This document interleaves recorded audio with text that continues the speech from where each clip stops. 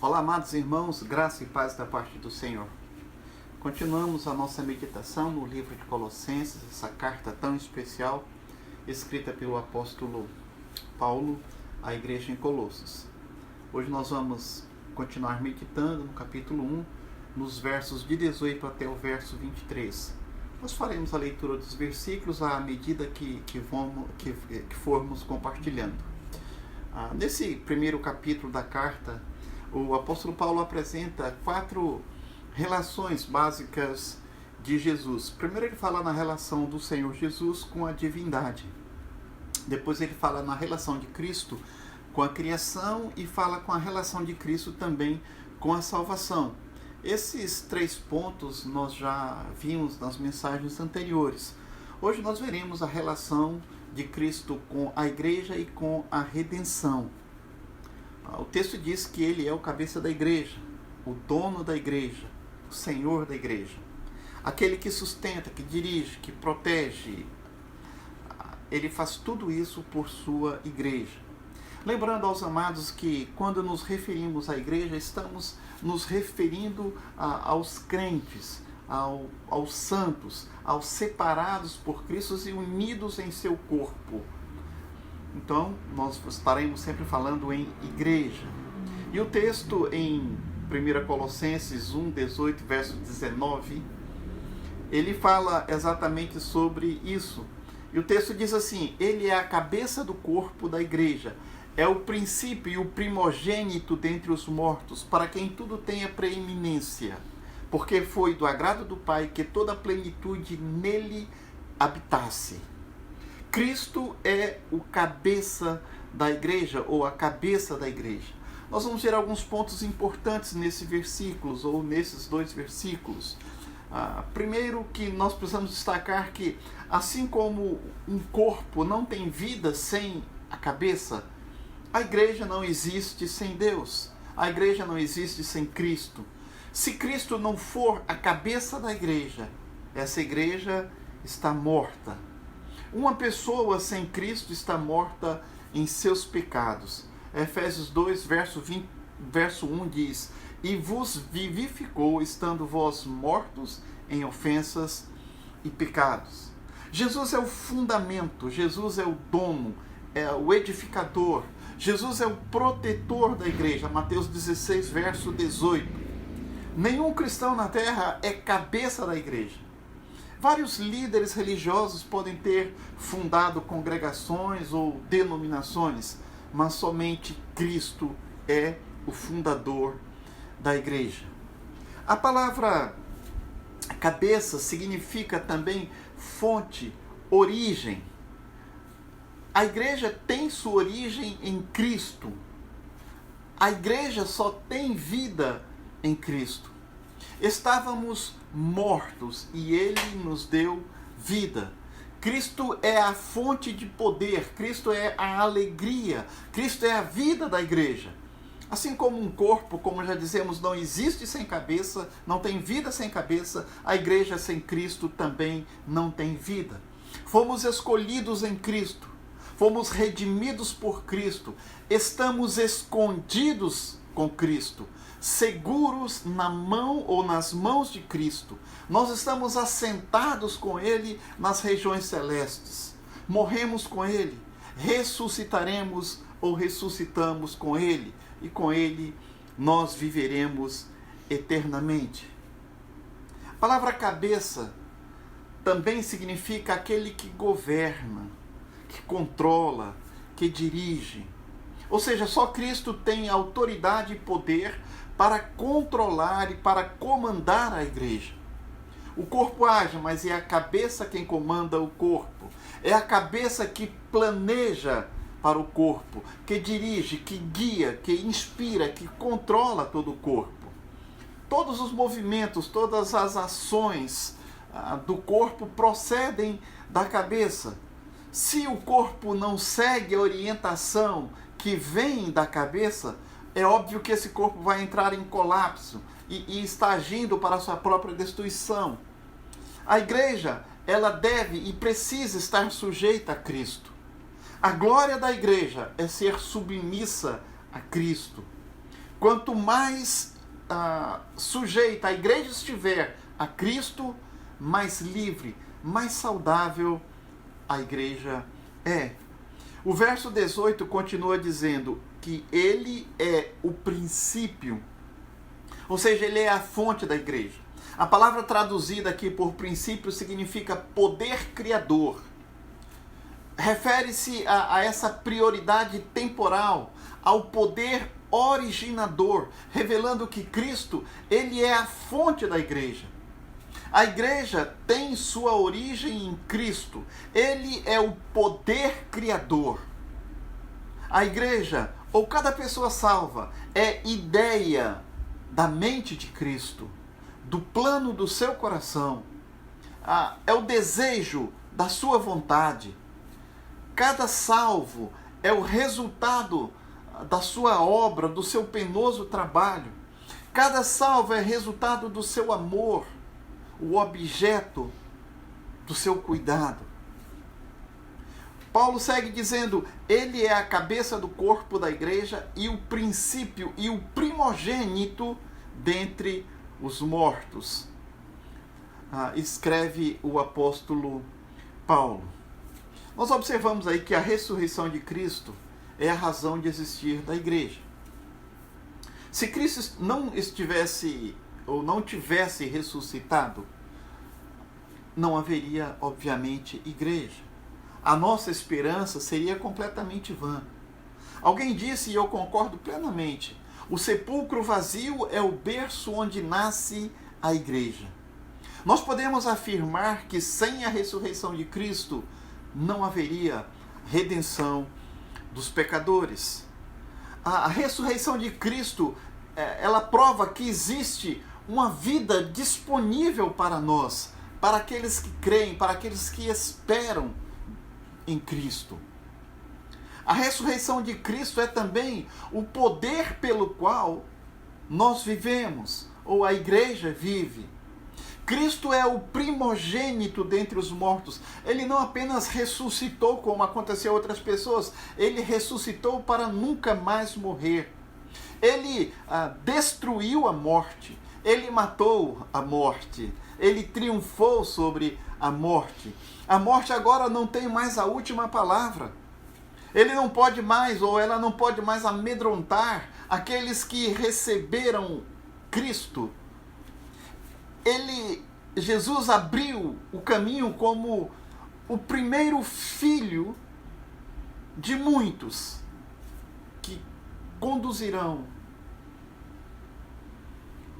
aos caminhos celestes, serão conduzidos por ele pelos caminhos celestiais, serão conduzidos à glória eterna. Jesus afirmou, eu sou a ressurreição e a vida. Quem crê em mim, ainda que morra, viverá. Nesses tempos de pandemia, onde a morte tem ceifado muitas vidas, a igreja do Senhor não precisa temer. Já vencemos a morte por meio de Cristo. Sabe, quando Jesus se apresenta a João, o apóstolo amado, ali no exílio, onde estava João, Jesus exclama, lá em Apocalipse 1, verso 18, ele diz, não temas, eu sou o primeiro e o último, e aquele que vive. Estive morto, mas eis que estou vivo pelos séculos dos séculos, e tenho as chaves da morte e do inferno, diz a palavra do Senhor. Amados irmãos, Cristo é o autor da vida, Cristo é o conquistador da morte. Quem nele crê não morre eternamente. Se você que assiste essa mensagem ainda não tem Jesus como Senhor e Salvador pessoal, meu conselho, minha recomendação urgente é que confie sua vida total e plenamente a Jesus. Creia de todo o coração, sem duvidar, que Ele é o Filho de Deus e quem morreu e ressuscitou para nos dar vida eterna. Somente em Cristo há salvação para as nossas almas. O verso 18 segue nos dizendo, para que em tudo tenha a preeminência. Sabe, a ressurreição de Cristo lhe deu o título de Senhor Supremo. Pela ressurreição, Jesus venceu todo inimigo e todo poder contrário. E não há nada na vida ou na morte que possa sujeitar a Jesus. Pela ressurreição, o Pai, o Deus Todo-Poderoso, exaltou seu Filho, Jesus, e lhe deu o nome que está acima de todo nome, para que ao nome de Jesus se dobre todo o joelho nos céus e na terra e debaixo da terra. Filipenses 2, versos 9 e 10. Jesus foi exaltado à direita de Deus Pai, Mateus 16, verso 19. Ele também foi feito Senhor e Cristo, Atos 2, verso 36. Ele é exaltado sobre todos, João 3, verso 31. Ele é o Senhor dos vivos e dos mortos, Romanos 14, verso 9. Ele é o Alfa, ele é o Ômega, Apocalipse 1, verso 11. Todas as coisas estão debaixo dos seus pés, Efésios 1, verso 22. Todas as coisas estão sujeitas a ele, 1 Pedro 3, verso 22. Esse é o Cristo que nós servimos, esse é o Cristo a quem nós adoramos. O verso 19 nos diz: porque foi do agrado do Pai que toda a plenitude nele habitasse. Cristo é aquele em quem reside toda a plenitude. Tudo quanto Deus é, habita em Cristo. A palavra grega aqui, traduzido por plenitude, ela nos informa ou ela descreve a soma de todos os atributos e poderes divinos. Portanto, toda a plenitude, todos os atributos e todos os poderes do Senhor, Deus e Pai, todos esses atributos divinos residem também em Cristo. A palavra grega aqui para habitar significa estar no lar em caráter permanente.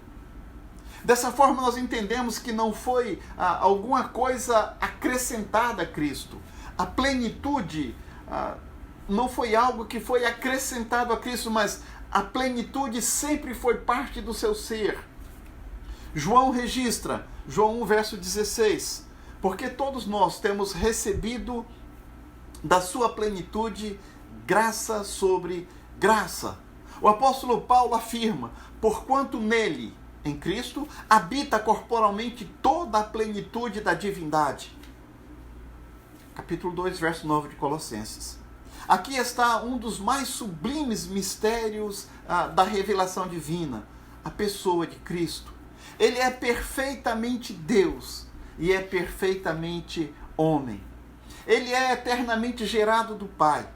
Cristo é luz de luz, coigual, coeterno e consubstancial com o Pai. Aquele que criou os mundos visíveis e invisíveis, esvaziou-se e fez carne, fez-se homem, fez pobre, nasceu numa manjedoura, cresceu numa carpintaria e morreu numa cruz, mas nele habitava corporalmente toda a plenitude da divindade. Oh glória, oh mistério maravilhoso! O nosso segundo ponto vai falar sobre a revelação de Jesus Cristo com a reconciliação. Os versos 20 e 23. Veremos verso a verso à medida que formos comentando as passagens. E o verso 20 diz assim: e que havendo por ele feito a paz pelo sangue da sua cruz, por meio dele reconciliasse consigo mesmo todas as coisas, tanto as que estão na terra como as que estão nos céus. A palavra traduzida aqui por reconciliação, ela é muito sugestiva. Significa mudar de inimizade para amizade, de inimigo para amigo. Tem o sentido de colocar algo de volta em sua devida ordem. Algumas observações nesse versículo. Em primeiro lugar, Jesus Cristo é a fonte da reconciliação. Alguns pontos precisam ser ressaltados aqui para entendermos reconciliação. Há uma profunda necessidade de reconciliação entre Deus e o homem. Porque o homem, ele não está em paz com Deus. O pecado nos afastou de Deus. Nos tornamos inimigos de Deus e rebeldes contra o nosso Criador. A nossa alma não está em descanso, muito pelo contrário, ela está perturbada, solitária e vazia. O homem está sem direção e sem propósito. O homem não está em paz com Deus, ele não experimenta a paz de Deus e nem conhece o Deus da paz. Um segundo ponto que vale a pena esclarecer é que foi Deus e não o homem quem tomou a iniciativa da reconciliação. Isso sempre foi assim, desde o Éden. O Novo Testamento jamais fala de Deus reconciliado com os homens, mas ele fala dos homens reconciliados com Deus. A atitude de Deus para com os homens sempre foi incessantemente de amor.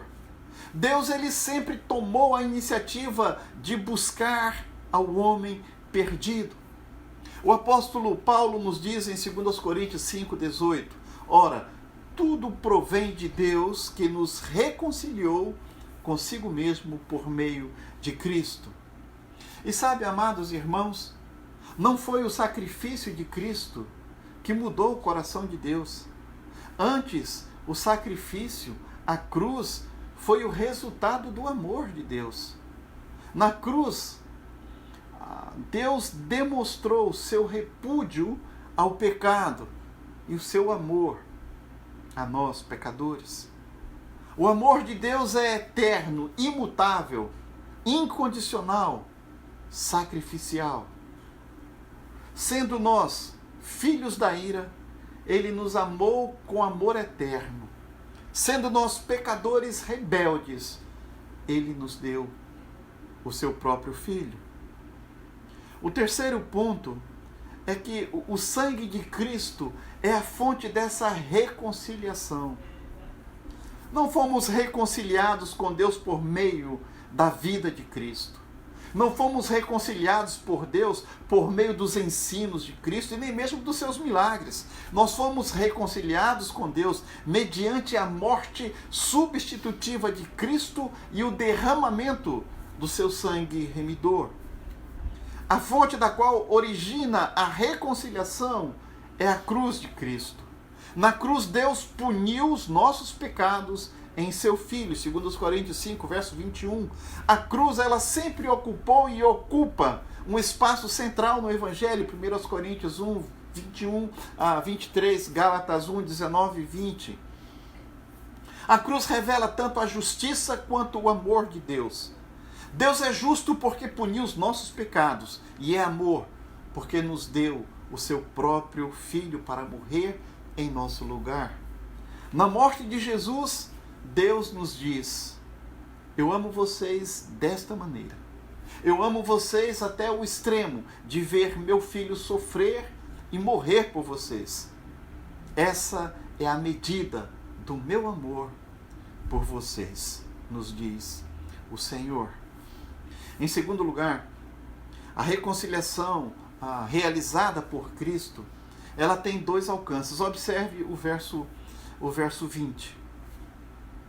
Por meio dele, reconciliar-se consigo mesmo todas as coisas, tanto as que estão na terra como as que estão nos céus. O universo inteiro foi reconciliado com Cristo. A queda de Adão e Eva, portanto, a queda do homem, não atingiu somente a raça humana, mas atingiu todo o universo. Toda a criação ficou sujeita à vaidade. Romanos 8, verso 20. E toda a criação, ela está no cativeiro da corrupção. Toda a criação geme, aguardando o tempo da sua redenção. Romanos 8, 21 e 22. Cristo morreu para trazer restauração ao universo. Agora, é importante ressaltar que a reconciliação universal não significa salvação universal. O universalismo, a crença de que todos os homens serão salvos, é um grande erro. O universalismo ensina que todos os seres, inclusive os que rejeitaram a Cristo, serão salvos algum dia. Mas não era isso que o apóstolo Paulo acreditava e muito menos que o apóstolo Paulo ensinava. O conceito de restauração universal não fazia e nunca fez parte da teologia do apóstolo Paulo, porque ele ensinava claramente que os pecadores precisavam crer em Jesus a fim de serem salvos.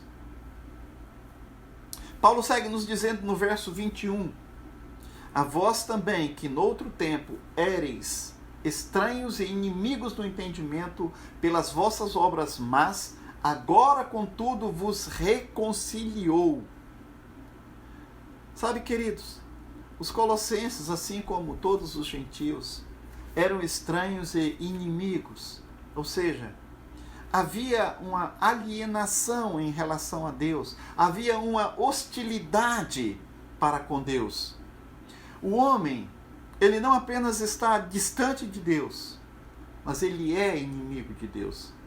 Ele não está apenas cego, mas ele também é rebelde.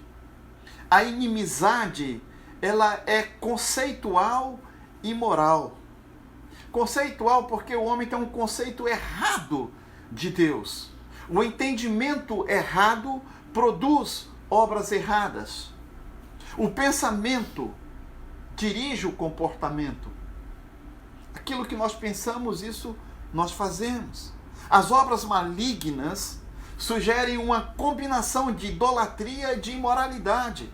Exatamente como em Romanos 1, versos 21 até o verso 32. Nós podemos notar aqui também as bênçãos da reconciliação, nos versos 20, 22 e 23. E nós queremos destacar aqui 3 bênçãos gloriosas da reconciliação. A primeira bênção que Paulo destaca é a paz com Deus. Voltemos ao verso 20, a parte A desse verso, que diz, e que havendo por ele feito a paz pelo sangue da sua cruz.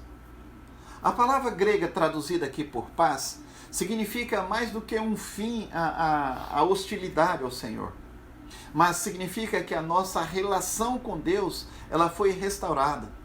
Significa que não há mais barreiras entre nós e Deus. Romanos 5, verso 1. Nós somos justificados. A inimizade foi tirada. O muro da separação foi quebrado. A condenação foi cancelada. Romanos 8, verso 1. Nós estamos, portanto, quites com a lei, com a justiça de Deus. Toda a justiça de Deus, de Cristo, ela foi imputada a nós. 2 Coríntios 5, verso 21. E por isso, e somente por isso, temos agora paz com Deus. Nós temos a paz de Deus e, melhor que isso, nós temos o Deus da paz. O verso 22 nos diz, no corpo da sua carne, pela morte perante ele, vos apresentar santos e irrepreensíveis e inculpáveis. Sabe, a beleza disso é que Deus não apenas nos reconciliou consigo por meio de Cristo, mas Deus nos deu uma nova vida. A finalidade da reconciliação é a santificação. E Paulo descreve isso em 3 termos. Ele fala dessa mudança. Primeiro ele diz que nós somos santos.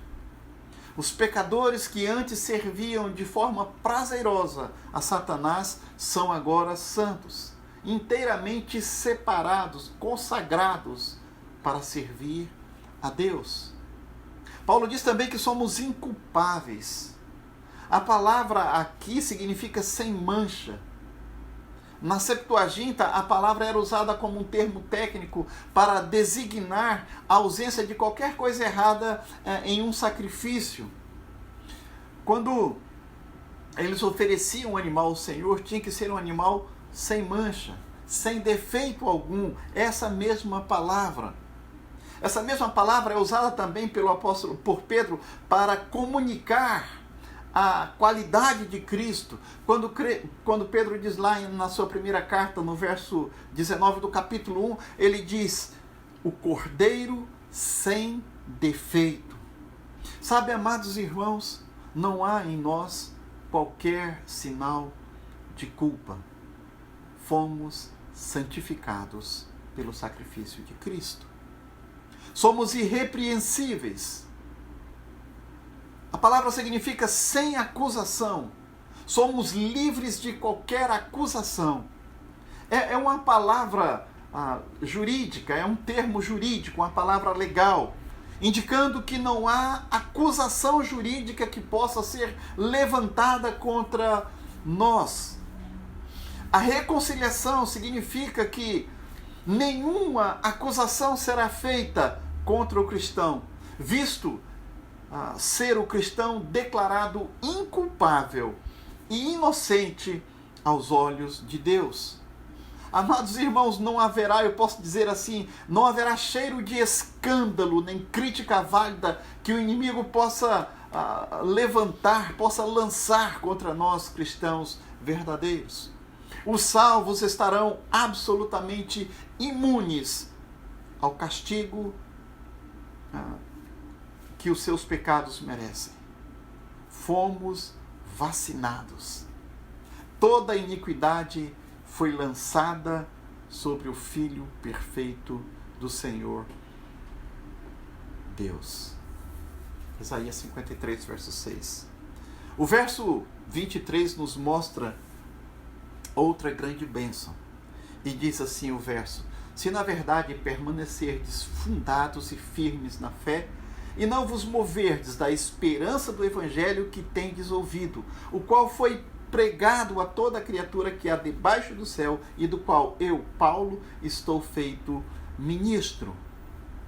Sabe, nós observamos que a reconciliação, ela corrige esse estado de alienação para com Deus, ou seja, ela traz paz com Deus.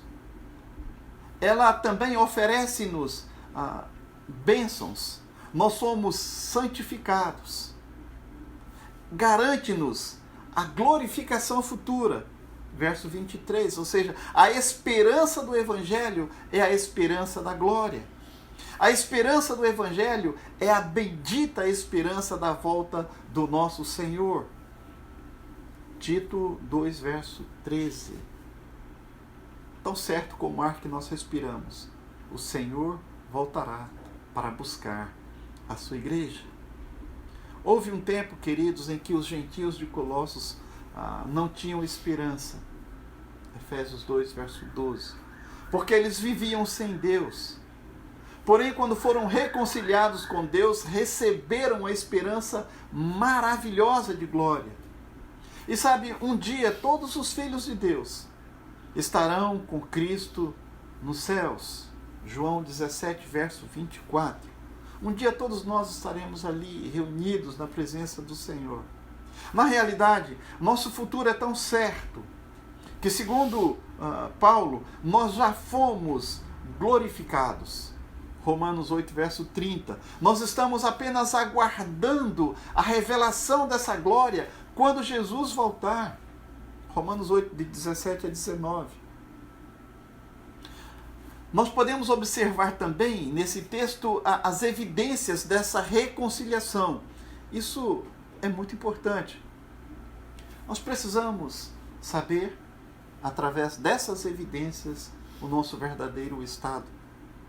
A reconciliação com Deus não é uma licença para pecar, mas essa reconciliação é um motivo para vivermos mais apegados ao Senhor, mais apegados ao Evangelho. A reconciliação exige lealdade. Nenhuma pessoa pode ter segurança de que foi reconciliada com Deus se está vivendo na prática do pecado. A reconciliação é um traslado do reino das trevas para o reino da luz, da escravidão para a liberdade, do pecado para a santidade, da morte para a vida.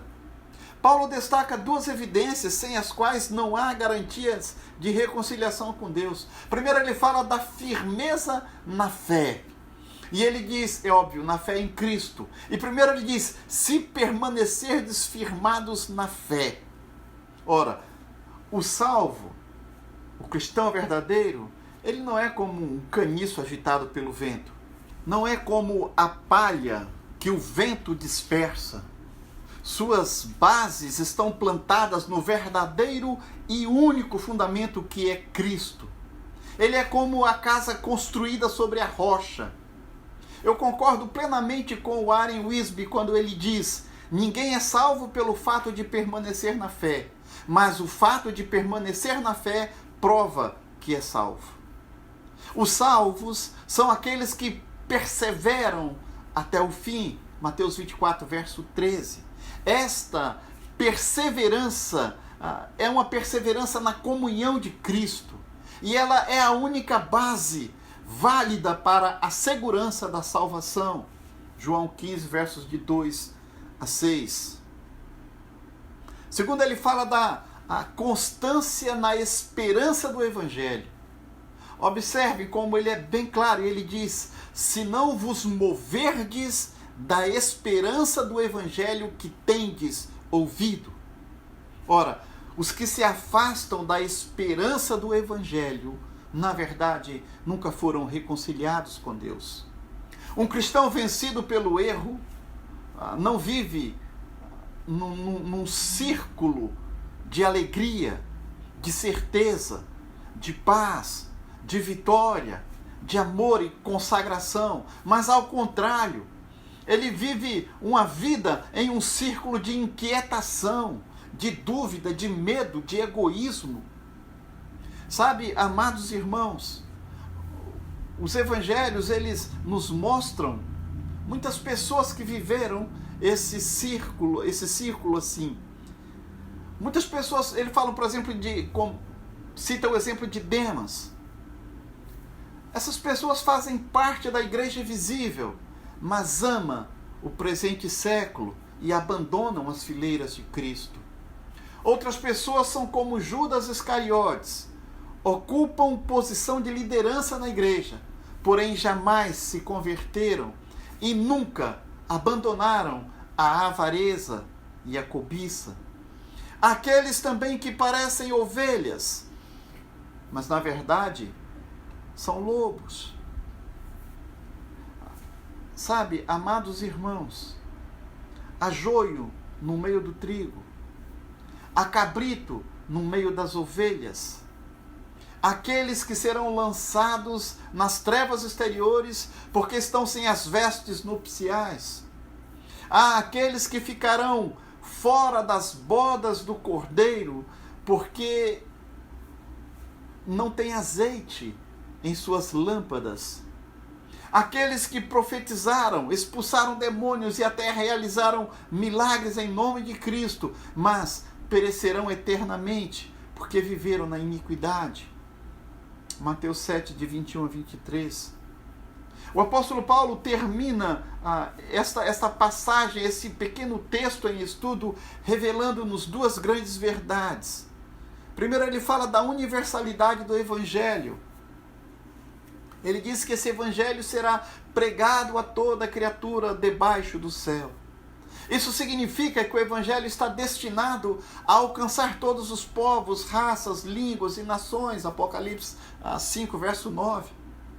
O Evangelho será pregado a todo mundo antes do fim. Mateus 24, verso 14. Esse Evangelho deve ser anunciado a todas as nações. Mateus 28, verso 19. Inclusive até aos confins da terra. Atos 1, verso 8. Depois Paulo, ele fala do privilégio de ser ministro desse Evangelho. Paulo tem a alegria de dizer que ele é um ministro do Evangelho. E a palavra usada aqui para ministro é diáconos. Paulo, significa dizer que Paulo, ele é um servo do Evangelho. Ele não usa o Evangelho para benefício próprio. Ele serve ao Evangelho. Concordo também com William Hendrickson quando ele afirma: o ministro do Evangelho é aquele que conhece o Evangelho, foi salvo pelo Cristo do Evangelho e com alegria proclama a outros o Evangelho. Deste modo serve a causa do Evangelho. O apóstolo Paulo assim se denominava: servo do Senhor, servo de Cristo, trabalhando por Cristo e para Cristo. E como ele mesmo afirma, não vivo mais eu, mas Cristo agora vive em mim. Concluindo, Jesus é a cabeça da igreja. Nele existimos, nos movemos. Nele fomos redimidos, santificados, justificados. Fomos considerados irrepreensíveis e inculpáveis. Como igreja do Senhor, como seu corpo, devemos estar firmados em seu evangelho, cuidando para que nossa resposta ao seu comando seja digna daquele a quem servimos, Jesus, nosso Senhor e Redentor. A missão primária da igreja é pregar a esperança do evangelho, que é uma esperança universal, porque tem consolo para confortar todos os corações nos 4 cantos do mundo. Os sofrimentos e os anseios da humanidade são mais ou menos iguais em toda a terra. Sabe, onde bate um coração humano, aí existe ansiedade de paz, ansiedade de segurança. E o Evangelho, ele prova a sua universalidade por satisfazer completamente esses anseios humanos, não levando em conta barreiras raciais, sociais ou culturais. O Evangelho, ele combate o mal universal, é o pecado. Ele apresenta um Salvador universal, Jesus Cristo. Ele tem um convite universal. Convida a todos os cansados e oprimidos. Jesus mesmo disse em Mateus 11:28, vinde a mim, todos os que estáis cansados e oprimidos, e eu vos aliviarei. E esse convite está sendo feito a você. Jesus não deseja que ninguém se perca. Portanto, amado, abra seu coração, creia em Cristo. Esse é o primeiro passo que pode mudar completamente sua vida. Inicie essa caminhada com o Senhor, pois certamente sua vida será completamente transformada. Deus nos abençoe. Amém.